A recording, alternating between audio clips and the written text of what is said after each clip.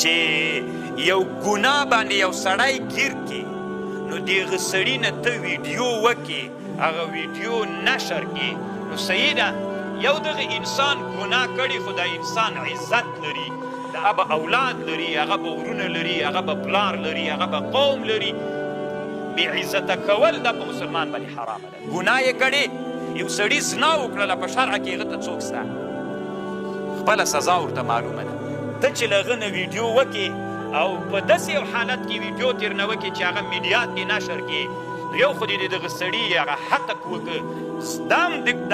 دغه مجرم هم د ګناه څوک سو مرتکب سو او څوک هم د ګناه مرتکب سو دا چا چې ویډیو کړی دی هم د ځکه هغه هم فرض پرېښود هغه هم فرض هغه هم مرتکب د حرام اوس هغه چا چې ویډیو کړی هغه سړی باید محکمه کړل سي لکه څنګه چې هغه زندان ته ویوړل کېږي دا هم زندان ته ویوړل سي طالبانو ورونو د نږدې ورځو کې د هرات په ولایت کې یوه پېښه وسوه تاسو ډېر به خبر یې لیدلي به مو یې طالبانو یعنې تقریبا مسلمانان یعنې ما نه بیخي ډېرو مجاهدینو غوښتنه وکړه د مختلفو ولایتونو نه چې دا اسلام کې روا ده طالبانو دا اوس هم شته که نه طالبانو چې بعضې خو داسې په دې ټولنه کې نااهله انسانان شته ده چې همغه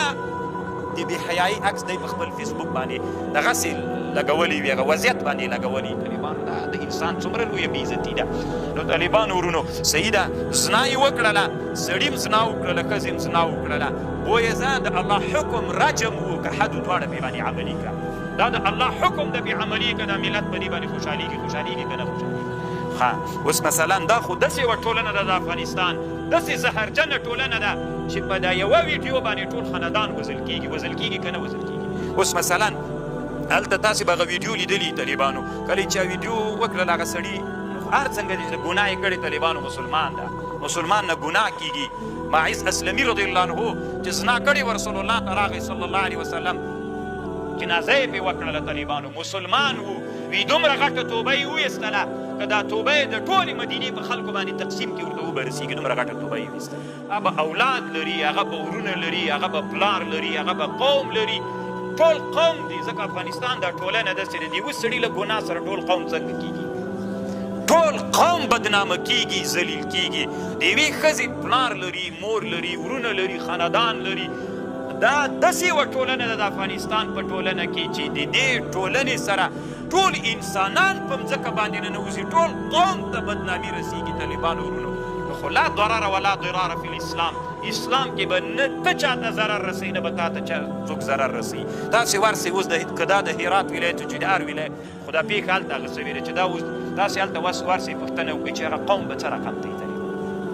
هغه د ښځې قوم به څنګه یو د سړي قوم به طالبانو په کوم حالت باندې الله دې په مسلمانانو رحم صحیح ده ګناه یې وکړه شرعه کې خپل قوانین شته ده که دا هر چا دا ویډیو کړي طالبانو ورونو باید دا سړی هم محکمه شي ځکه دم قومونو ته انسانانو حتق کړی ده علامه ابن حجر طالبانو دلته په الزواجر کې یو عنوان کړي چې د مسلمان حتق د مسلمان هغه عزت ماتول دا ګناه کبیره ده نو مرتکب د ګناه کبیرې ته دلته مثبت وزارت باید دوی ته هم څوک ورکړي هغه دې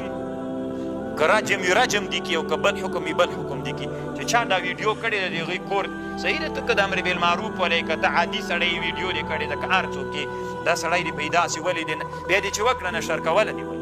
ولې دا طالبانو نه تنها دلته دا د سره زده کوي که یو څوک مو په ګناه ولیده ګناه یې وکړله نو د ثبوت دپاره د ویډیو تېرنه وکړه ویې ساته هلته یې وروښیې نو نشر کوې ولې دا د مسلمان بې عزتي د طالبانو د مسلمانانو بې عزتي مه کوئ حتی